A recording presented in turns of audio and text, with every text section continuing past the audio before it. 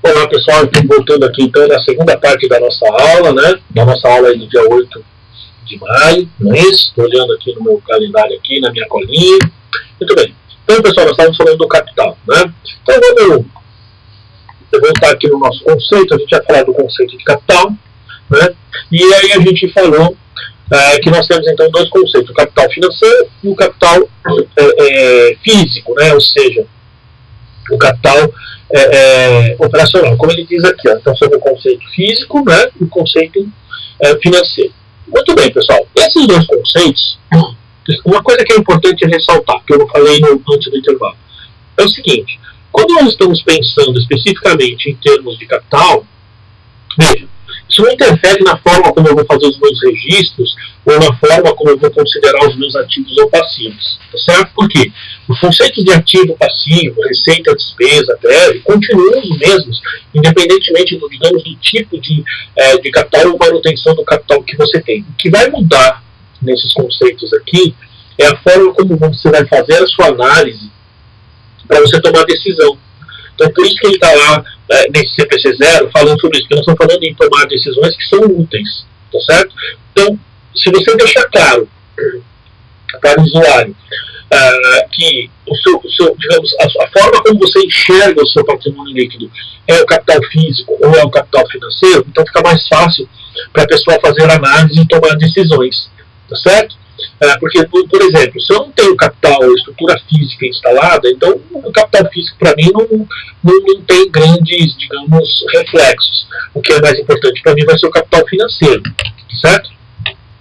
Então isso vai fazer uma diferença enorme na hora então de a gente tomar a decisão, tá certo, pessoal? Na hora do processo decisório e não necessariamente nos meus registros contábeis, nos reconhecimentos de ativos ou passivos. Então é aí que vai fazer a diferença, tá? Bom, e outra coisa, bom, vamos dar continuidade aqui. Eu acho que esse período, esse segundo tempo aqui da aula, ele vai ser um pouquinho mais curto, porque nós temos tem mais algumas coisas para a gente falar, para a gente finalizar, e eu não quero estender e entrar com um novo assunto para ficar pela metade, como aconteceu na outra aula. Tá? Eu prefiro começar e iniciar um assunto na mesma aula, tá bom? Então vamos lá. Ó. Então nós falamos do conceito de capital. Ele falou que o conceito de capital deve ser adotado se... eu vou repetir esse item que nós já lemos, tá? Então ele fala aqui, ó. A seleção do conceito apropriado de capital pela entidade deve ser baseada nas necessidades dos usuários. Então lembre-se que é o usuário, né? Que a gente tem que ter o ponto de vista do usuário para saber, porque é ele que vai fazer a análise para tomar a decisão, tá?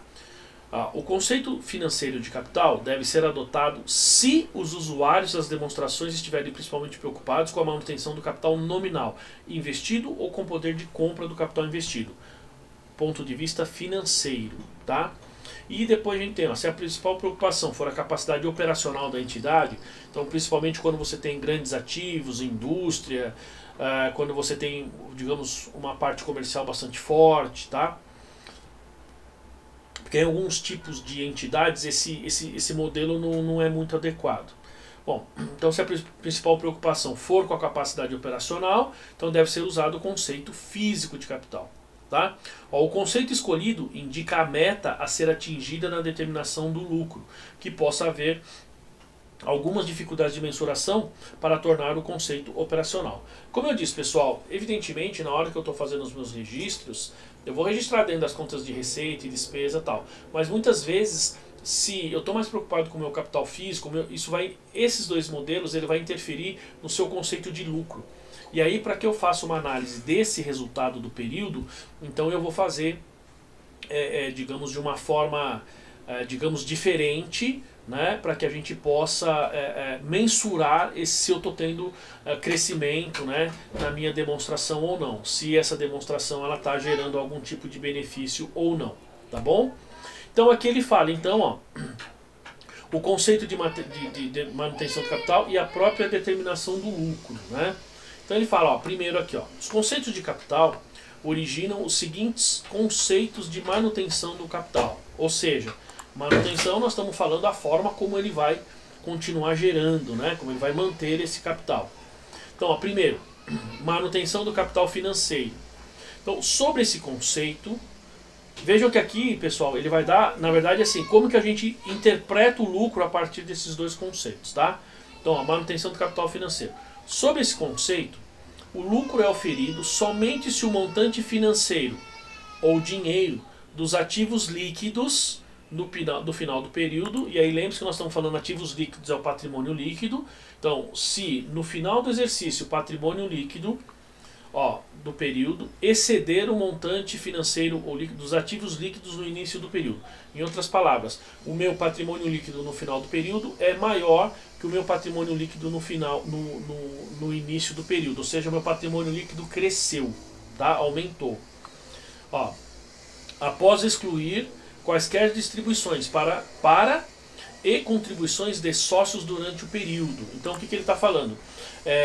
Ele vai considerar somente o resultado, ou seja, um aumento no meu patrimônio líquido do final do período a partir do início do período. Ou seja, pego o meu patrimônio em 1º de janeiro e 31 de dezembro aumentou.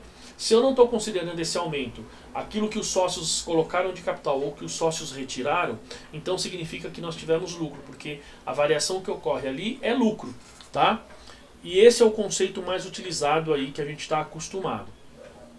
Bom, então a manutenção do capital financeiro então pode ser mensurada em unidades monetárias nominais ou em unidades de poder aquisitivo constante. Aqui ele está falando do dinheiro. Efetivamente, eu posso pegar o meu patrimônio líquido e fazer essa análise, como nós fazemos hoje no Brasil, que nós não temos atualização monetária do nosso capital, a gente não faz mais atualização monetária do nosso balanço, a chamada correção monetária. Isso acabou em 1995 aqui no Brasil. Claro que em épocas de inflações extremamente altas isso pode ser feito, tem uma norma específica para isso, tem procedimentos específicos para isso, mas no Brasil a gente já não faz há bastante tempo. Se você quiser fazer para fins gerenciais, a gente vai cair naquela questão do custo-benefício. Você vai pegar todo o seu balanço, você tem todo um procedimento para fazer a chamada correção integral, por exemplo, e aí o que vai acontecer? Você vai gastar muito tempo e talvez, por conta da inflação, não vai compensar, não vai valer o benefício da informação. Tá? Então esse aqui, pessoal, é o que ele está falando de capital financeiro. Então vamos lá. Sobre esse conceito, o lucro é oferido somente se o montante financeiro do patrimônio líquido final for maior que o patrimônio líquido no início do período, após excluir qualquer contribuição dos sócios, aumento ou diminuição de capital. Então a manutenção de capital financeira pode ser mensurada em unidades monetárias, em dinheiro, tá certo? Então esse é, digamos assim, repetir para deixar bem firme aí com vocês. Agora vamos para manutenção do chamado capital físico, tá bom? Manutenção do capital físico. Sob esse conceito, o lucro é oferido somente se a capacidade produtiva física, né, ou capacidade operacional, e aqui, pessoal, veja, ele fala capacidade produtiva física. Quantas unidades de produtos acabados você consegue produzir num período? Como é que está a sua indústria? Porque, pensando, eu estou dando exemplo de indústria, né? Porque acho que é um exemplo, você pode pensar numa companhia aérea, por exemplo, porque a capacidade dela está nos ativos. Você pode pensar numa companhia aí, muitas vezes, de distribuição de energia, que a capacidade dela está muito relacionada e fortemente relacionada com os ativos que ela tem. Então, quando você tem uma preocupação, como ele diz aqui, o lucro é oferido somente se a sua capacidade produtiva física da entidade, ou recursos ou fundos necessários para alcançar essa capacidade, ou seja, aquilo que você precisa gastar para manter essa capacidade produtiva, tá? Para você conseguir produzir mais do que você produziu no ano anterior, enfim, ele fala, no final de período, exceder a capacidade produtiva física no início do período.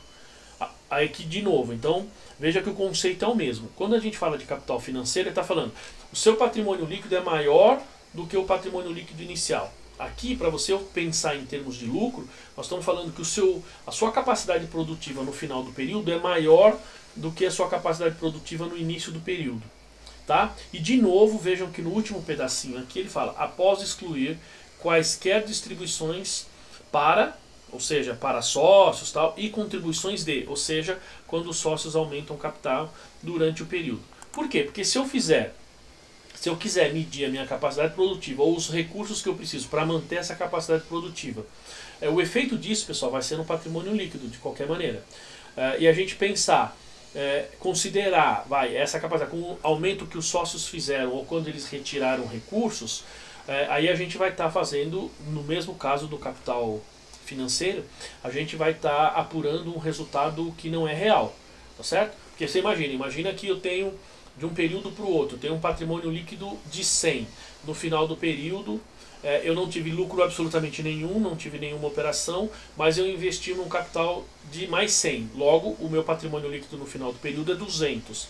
Então, seja no critério de capital financeiro ou capital físico, o operacional, né? O que vai acontecer? Veja que eu tenho um aumento de 100 para 200, mas esse aumento de 100% no meu patrimônio líquido não reflete nem a operação, seja do ponto de vista financeiro ou do ponto de vista físico, mas sim um aporte de capital dos sócios. Esse tipo de aporte nós temos que desconsiderar nesses conceitos aqui, tá? Eles têm que ser deixados de lado. Bom, aqui ele fala, então, o conceito de manutenção de capital está preocupado em como a entidade define o capital que busca manter. Por quê, pessoal? Como eu disse, do ponto de vista contábil, o registro efetivamente não vai ser alterado. Mas o que vai ser alterado é a forma como você analisa esses resultados, como você enxerga esse lucro, tá? Bom, então, ele fornece a ligação entre os conceitos de capital e os conceitos de lucro. É o que a gente estava falando. Quando você investe capital numa empresa, você espera obter retorno. Então, quando eu faço uma aplicação financeira, eu espero obter retorno por meio da receita financeira que vem dessa aplicação. Quando eu invisto em uma empresa, eu espero obter retorno por meio do lucro, que é obtido a partir da nossa operação. Então, é por isso que ele está dizendo que você tem essa relação entre o capital investido e mais o lucro do período. Pois fornece ponto de referência por meio do qual o lucro é mensurado. Tá certo? Então, ele fornece a ligação entre os conceitos de capital e os conceitos de lucro, pois fornece o ponto de referência por meio do qual o lucro é mensurado. Ele é pré-requisito para distinguir entre o retorno sobre o capital da entidade e seu retorno de capital. Tá certo? Porque veja só, pessoal, uma coisa é o retorno sobre o meu capital, ou seja, o retorno sobre o meu PL. E outra é o retorno sobre o capital da entidade, ou seja, tudo que você tem investido lá. Você percebe? Então tem uma diferença entre o seu, digamos, patrimônio líquido a partir do aspecto financeiro e tem sobre o seu aspecto industrial, ou seja, toda a sua capacidade produtiva. Bom, então somente os fluxos de entradas de ativos que excedem os valores necessários para a manutenção de capital podem ser considerados como lucro, portanto, como retorno sobre o capital. Vou repetir, somente os fluxos de entradas de ativos que excedem os valores para manutenção de capital podem ser considerados como lucro. O que ele está dizendo?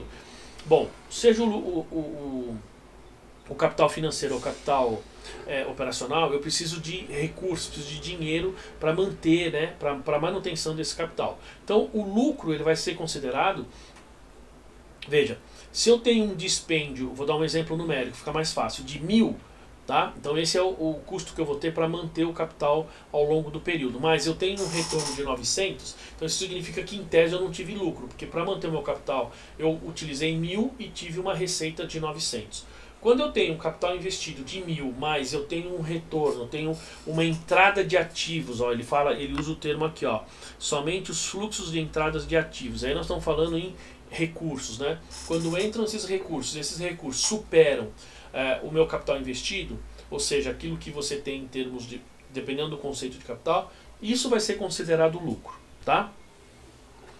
Ele fala aqui, ou melhor, desculpa, isso vai ser considerado como lucro, né? Tá certo, ele vai ser considerado como lucro e a partir desse lucro é que eu faço então o meu retorno sobre o capital, tá? Portanto, lucro é o valor residual que permanece após as despesas. Ou seja, pessoal, eu sempre usei com vocês o conceito de lucro, já falei nas aulas anteriores que lucro é a variação positiva no nosso patrimônio e prejuízo é a variação negativa do patrimônio, que está em linha com o que está escrito aqui. Porque olha o que ele diz, lucro é o valor residual que permanece após as despesas. Ou seja, pessoal, eu tenho minhas despesas para manutenção e o que eu tenho de receita, o que supera, é a receita que ficou retida lá na sua empresa. Ou seja, digamos, essa receita que ficou retida, esse lucro, ele representa essa variação, esse aumento no seu patrimônio. Tá? Bom, ele fala aqui, portanto, o lucro é o valor residual que permanece após as despesas, e aqui ele inclui ajustes para manutenção de capital quando apropriado, terem sido deduzidas da receita. Se as despesas excederem a receita, então o valor residual é uma perda. Ou seja, aí é o oposto, tá certo? Se o que você investiu e o que sobra para você é inferior ao investido ou ao que teve de retorno para você, e aí nós estamos falando desse retorno considerado como receita, você teve um prejuízo, tá? Esses são os conceitos aí que ele vai falar. O conceito de manutenção de capital físico, então, exige a adoção do custo corrente como base de mensuração. Bom, quando a gente fala aqui do capital financeiro, né, o capital de manutenção define o capital que busca, enfim e tal. Quando a gente fala de capital financeiro, eu tenho várias bases de mensuração, como nós vimos nessa norma aqui. Mas quando eu vou para o meu capital físico, então veja que ele fala, exige a adoção do custo corrente como base de mensuração. Né? Lembram do custo corrente? É aquele custo que eu teria na data do fechamento do meu balanço. Tá? O conceito de manutenção de capital financeiro, contudo, não requer o uso de base de mensuração específica. Embora ele fale aqui, exige a adoção do custo corrente como base de mensuração, tá? Veja que o capital ele exige, em compensação, quando ele fala do financeiro, não requer o uso de base de mensuração específica. Por quê? Porque, como nós vimos, eu preciso selecionar determinados ativos, eu tenho base como custo histórico, outras como valor justo, enquanto que no aqui no conceito de capital operacional eu preciso ter, né, o custo de custo corrente, né? Bom, a seleção da base nesse conceito, ou seja, aqui no caso ele está falando do financeiro, depende do tipo de capital financeiro que a entidade está buscando manter. Tá certo? Então, só reforçando, capital operacional, custo corrente, ponto. Quando eu estou no capital financeiro, então eu tenho mais de uma base de mensuração, ele não exige uma em particular. Tá? E estamos finalizando aqui, basicamente, ele diz assim, a diferença principal entre os dois conceitos de manutenção de capital é o tratamento dos efeitos das mudanças nos preços dos ativos e passivos da entidade. Tá? Então, quando a gente fala nos valores, né, ele está falando preço, mas esse preço ele está querendo dizer valores. Quando a gente tem essas mudanças desses valores, seja de ativos e passivos, então isso vai efetivamente então, fazer o reflexo lá no resultado. Né? Ou seja, no tratamento que a gente vai dar. Eu falo, em termos gerais, a entidade terá mantido o seu capital se tiver tanto capital no fim do período quanto tinha no início do período. Bom, pessoal, para ilustrar isso aqui, pensa numa aplicação financeira que você aplicou R$1.000, tá? Só que é uma operação de risco, e quando você foi resgatar você não tinha mais os 1.000, você tinha 800. Então veja que não é uma questão de deixar de ganhar, aqui é uma questão de efetivamente perder. Tá? Então quando ele fala isso, ele está usando o conceito de perda mesmo, não o conceito de deixar de ganhar. Lembrando, deixar de ganhar eu vou investir, eu investi 1.000, vou resgatar 1.100. Então eu vou ter uma receita de 100. Só que eu resgato antes, então eu tenho 1.050. Perfeito? Veja que eu deixei de ganhar 50, mas o meu 1.000, que é o meu capital, ele está preservado. No que ele fala aqui, é diferente. A diferença principal entre os dois conceitos é o tratamento dos efeitos das mudanças dos preços dos ativos e passivos. Em termos gerais, a entidade terá mantido o seu capital se tiver tanto capital, gente, aí nós estamos falando do principal, fazendo analogia com a aplicação financeira, no fim do período quanto tinha no início. Qualquer valor acima daquele necessário para manter o capital no início do período representa lucro. Tá? Então, se eu comecei com 1.000, termino com 1.050, eu tive lucro. Se eu começo com 1.000 e termino com 800, veja que não é uma questão de deixar de ganhar. Eu efetivamente tive uma perda de 200, tá bom? Ou seja, significa que eu não consegui manter o meu capital. Tá? Ao longo do tempo, eu perdi capital. Tá certo, pessoal? Então, esse é o conceito de capital, esse é o último capítulo então lá do CPC 0. Vejam que a nossa aula hoje foi um pouquinho mais rapidinha, né? Mas enfim, eu não quero começar um novo tópico agora, para que a gente então não quebre esse tópico, para na aula que vem a gente vai começar a falar das escolas do pensamento contábil, principalmente das escolas americanas, da escola americana e da escola italiana, e depois a evolução dessas escolas, tá? Porque esse é tópico que cai efetivamente no exame de suficiência. Esse conceito de capital aqui, pessoal, já houve uma questão no exame de suficiência considerando este conceito que nós vimos, correto? Enfim, então, o que é importante é que nós temos o nosso procedimento de contabilização e nós temos aí, então, digamos, a consideração que a gente dá em termos de lucro para que a gente possa saber se eu considero da forma A ou da forma B, ou seja, do ponto de vista financeiro ou do ponto de vista operacional, porque isso vai mudar, gente, a minha forma de calcular o meu retorno sobre o patrimônio líquido. Porque isso interfere no conceito de lucro, consequentemente na minha análise de retorno sobre o meu capital investido, tá certo? Então esse é um procedimento um pouco mais, digamos, de tomada de decisão, mas ele não está diretamente relacionado com os efeitos ou com os procedimentos que nós temos para fins de registro contábil. Por quê? Porque o conceito digamos, de capital, se ele é financeiro ou operacional, ele não muda o conceito de ativo, de passivo, ou de patrimônio líquido, receita ou despesa. Ele não muda. O que muda é o ponto de vista para que eu possa fazer uma análise na tomada de decisão. Ou seja, como eu defino meu capital e como eu mantenho esse capital. Por quê? Porque aí eu posso, em termos de comparabilidade, saber se eu estou evoluindo ou não a partir de um determinado ponto de vista de capital. Tá certo, pessoal? Então, ó, deixando aqui o meu e-mail para vocês. Vocês têm, mas fica aí, ó, professor Maurício, profmaurício@pocopetos.com.br. Qualquer dúvida é só me mandar uma mensagem, pessoal, para que a gente possa então esclarecer para vocês. Tá bom? Então, até a próxima aula e qualquer dúvida estou à disposição. Muito obrigado a todos, pessoal. Fiquem com Deus.